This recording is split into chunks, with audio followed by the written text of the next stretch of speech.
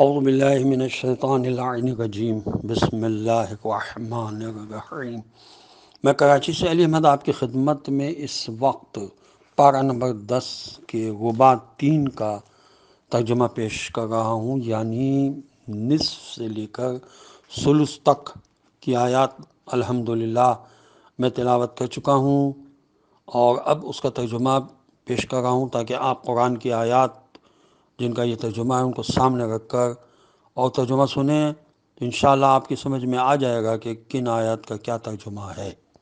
بسم اللہ الرحمن الرحیم۔ ایمان والو، نصارہ کے بہت سے علماء اور راہب لوگوں کے اموال کو ناجائز طریقے سے کھا جاتے ہیں اور لوگوں کو راہ خدا سے روکتے ہیں، اور جو لوگ سونے چاندی کا ذخیرہ کرتے ہیں اور اسے راہ خدا میں خرچ نہیں کرتے، پیغمبر صلی اللہ علیہ وآلہ وسلم آپ انہیں دردناک عذاب کی بشارت دے دیں۔ جس دن وہ سونا چاندی آتش جہنم میں تپایا جائے گا اور اس سے ان کی پیشانیوں اور ان کے پہلوؤں اور پشت کو داغا جائے گا اور کہا جائے گا کہ یہی وہ ذخیرہ ہے جو تم نے اپنے لیے جمع کیا تھا، اب اپنے خزانوں اور ذخیروں کا مزہ چکھو۔ بے شک مہینوں کی تعداد اللہ کے نزدیک کتاب خدا میں اس دن سے 12 ہے جس دن اس نے آسمانوں اور زمین کو پیدا کیا ہے، ان میں سے 4 مہینے محترم ہیں، اور یہی سیدھا اور مستحکم دین ہے، لہذا خبردار ان مہینوں میں اپنے اوپر ظلم نہ کرنا اور تمام مشرکین سے اسی طرح جہاد کرنا جس طرح وہ تم سے جنگ کرتے ہیں، اور یہ یاد رکھنا کہ خدا صرف متقی اور پرہیزگار لوگوں کے ساتھ ہے۔ محترم مہینوں میں تقدیم و تاخیر کفر میں ایک قسم کی جاتی ہے جس کے ذریعے کفار کو گمراہ کیا جاتا ہے کہ وہ ایک سال اسے حلال بنا لیتے ہیں اور دوسرے سال حرام کر دیتے ہیں تاکہ اتنی تعداد برابر ہو جائے جتنی خدا نے حرام کی ہے، اور حرام خدا حلال بھی ہو جائے۔ ان کے بدترین اعمال کو ان کی نگاہ میں شیطان نے آراستہ کر دیا ہے، اور اللہ کافی قوم کی ہدایت نہیں کرتا ہے۔ ایمان والوں، تمہیں کیا ہو گیا ہے کہ جب تم سے کہا گیا کہ راہ خدا میں جہاد کے لیے نکلو تو تم زمین سے چپک کر رہ گئے؟ کیا تم آخرت کے بدلے زندگانی دنیا سے راضی ہو گئے ہو؟ تو یاد رکھو کہ آخرت میں اس متاع زندگانی یہ دنیا کی حقیقت بہت قلیل ہے۔ اگر تم راہ خدا میں نہ نکلو گے تو خدا تمہیں دردناک عذاب میں مبتلا کرے گا اور تمہارے بدلے دوسری قوم کو لے آئے گا، اور تم اسے کوئی نقصان بھی نہیں پہنچا سکتے ہو کہ وہ ہر شے پر قدرت رکھنے والا ہے۔ اگر تم پیغمبر کی مدد نہ کرو گے تو ان کی مدد خدا نے کی ہے۔ اس وقت کفار نے انہیں وطن سے باہر نکال دیا اور وہ ایک شخص کے ساتھ نکلے اور دونوں غار میں تھے، تو وہ اپنے ساتھی سے کہہ رہے تھے کہ رنج نہ کرو، خدا ہمارے ساتھ ہے۔ پھر خدا نے اپنی طرف سے اپنے پیغمبر صلی اللہ علیہ وسلم پر سکون نازل کر دیا اور ان کی تائید ان لشکروں سے کر دی جنہیں تم نہ دیکھ سکے، اور اللہ ہی نے کفار کے کلمے کو پست بنا دیا ہے، اور اللہ کا کلمہ در حقیقت بہت بلند ہے کہ وہ صاحب عزت و غلبہ بھی ہے اور صاحب حکمت بھی ہے۔ مسلمانوں، تم ہلکے ہو یا بھاری گھر سے نکل پڑو اور آئے خدا میں اپنے اموال اور نفوس سے جہاد کرو کہ یہی تمہارے حق میں خیر ہے، بہتر ہے اگر تم کچھ جانتے ہو۔ پیغمبر صلی اللہ علیہ وآلہ وسلم، اگر کوئی قریبی فائدہ یا آسان سفر ہوتا تو یہ ضرور آپ کا اتباع کرتے، لیکن ان کے لیے دور کا سفر مشکل بن گیا ہے، اور ان قریبی خدا کی قسم کھائیں گے کہ اگر ممکن ہوتا تو ہم ضرور آپ کے ساتھ نکل پڑتے۔ یہ اپنے نفس کو ہلاک کر رہے ہیں اور خدا خوب جانتا ہے کہ یہ جھوٹے ہیں۔ پیغمبر خدا نے آپ سے درگزر کیا کہ آپ نے کیوں انہیں پیچھے رہ جانے کی اجازت دے دی بغیر یہ معلوم کیے کہ ان میں کون سچا ہے اور کون جھوٹا ہے۔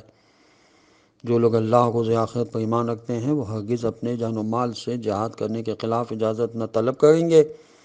کہ خدا صاحبان تقوی کو خوب جانتا ہے۔ یہ اجازت صرف وہ لوگ طلب کرتے ہیں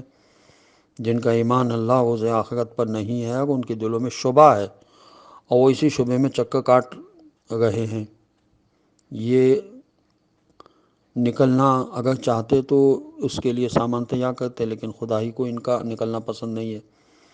اس لیے اس نے ان کے ارادوں کو کمزور رہنے دیا اور ان سے کہا گیا کہ اب تم بیٹھنے والوں کے ساتھ بیٹھے رہو، اگر یہ تمہارے درمیان نکل بھی پڑتے تو تمہاری وحشت میں اضافہ ہی کر دیتے، اور تمہارے درمیان فتنے کی تلاش میں گھوڑے دوڑاتے پھرتے، اور تم میں ایسے لوگ بھی تھے جو ان کی سننے والے بھی تھے، اور اللہ تو ظالمین کو خوب جاننے والا ہے۔ بے شک انہوں نے اس سے پہلے بھی فتنے کی کوشش کی تھی اور تمہارے منہ کو الٹ پلٹ دینا چاہا تھا، یہاں تک کہ حق آ گیا اور امر خدا واضح ہو گیا، اگرچہ یہ لوگ اسے ناپسند کر رہے تھے۔ ان میں وہ لوگ بھی ہیں جو کہتے ہیں کہ ہم کو اجازت دے دیجئے اور فتنے میں نہ ڈالیے، تو آگاہ ہو جاؤ کہ یہ واقعاً فتنے میں گر چکے ہیں، اور جہنم تو کافرین کو ہر طرف سے احاطہ کیے ہوئے ہے۔ ان کا حال یہ ہے کہ آپ تک نیکی آتی ہے تو انہیں بری لگتی ہے، اور کوئی مصیبت آ جاتی ہے تو کہتے ہیں کہ ہم نے اپنا کام پہلے ہی ٹھیک کر لیا تھا، اور خوش و خرم واپس چلے جاتے ہیں۔ آپ کہہ دیجئے کہ ہم تک وہی حالات آتے ہیں جو خدا نے ہمارے حق میں لکھ دیے ہیں، وہی ہمارا مولا ہے، اور صاحبان ایمان اسی پر توکل اور اعتماد رکھتے ہیں۔ آپ کہہ دیجئے کہ تم ہمارے بارے میں جس بات کا بھی انتظار کر رہے ہو وہ دو میں سے ایک نیکی ہے، اور ہم تمہارے بارے میں اس بات کا انتظار کر رہے ہیں کہ خدا اپنی طرف سے یا ہمارے ہاتھوں سے تمہیں عذاب میں مبتلا کر دے، لہٰذا اب عذاب کا انتظار کرو، ہم بھی تمہارے ساتھ انتظار کر رہے ہیں۔ کہہ دیجئے کہ تم بخوشی خرچ کرو یا جبراً، تمہارا عمل قبول ہونے والا نہیں ہے کہ تم ایک فاسق قوم ہو، اور ان کے نفقات کو قبول ہونے سے صرف اس بات نے روک دیا ہے کہ انہوں نے خدا و رسول کا انکار کیا ہے، اور یہ نماز بھی سستی اور کسل مندی کے ساتھ بجا لاتے ہیں، اور آئے خدا میں کراہت اور ناگواری کے ساتھ خرچ کرتے ہیں۔ تمہیں ان کے اموال اور اولاد حیرت میں نہ ڈال دیں، بس اللہ کا ارادہ یہی ہے کہ انہی کے ذریعے ان پر زندگانی دنیا میں عذاب کرے اور حالت کفر ہی میں ان کی جان نکل جائے، اور یہ اللہ کی قسم کھاتے ہیں کہ یہ تمہیں میں سے، حالانکہ یہ تم میں سے نہیں ہے، یہ لوگ بزدل لوگ ہیں، ان کو کوئی پناہ گاہ یا غار یا گھس بیٹھنے کی جگہ مل جائے تو اس کی طرف بے تحاشا بھاگ جائیں گے، اور انہی میں سے وہ بھی ہیں جو خیرات کے بارے میں الزام لگاتے ہیں کہ انہیں کچھ مل جائے تو راضی ہو جائیں گے، اور نہ دیا جائے تو ناراض ہو جائیں گے، حالانکہ کاش خدا و رسول کے دیے ہوئے پر راضی ہو جاتے اور کہتے کہ ہمارے لیے اللہ ہی کافی ہے، ان قریب وہ اور اس کا رسول اپنے فضل و احسان سے عطا کر دیں گے، اور ہم تو صرف اللہ کی طرف رغبت رکھنے والے ہیں۔ صدقات و خیرات بس فقراء، مساکین اور ان کے کام کرنے والے اور جن کی تالیف قلب کی جاتی ہے، اور غلاموں کی گردن کی آزادی میں، اور قرض داروں کے لیے، اور راہ خدا میں، اور غربت زدہ مسافروں کے لیے ہیں، یہ اللہ کی طرف سے فریضہ ہے، اور اللہ خوب جاننے والا اور حکمت والا ہے۔ ان میں سے وہ بھی ہیں جو پیغمبر صلی اللہ علیہ وسلم کو اذیت دیتے ہیں، وہ کہتے ہیں کہ وہ تو صرف کان ہیں۔ آپ کہہ دیجئے کہ تمہارے حق میں بہتری کے کان ہیں، کہ خدا پر ایمان رکھتے ہیں اور مومنین کی تصدیق کرتے ہیں اور صاحبان ایمان کے لیے رحمت ہیں، اور جو لوگ رسول خدا صلی اللہ علیہ وسلم کو اذیت دیتے ہیں ان کے واسطے دردناک عذاب ہے۔ یہ لوگ آپ لوگوں کو راضی کرنے کے لیے خدا کی قسم کھاتے ہیں، حالانکہ خدا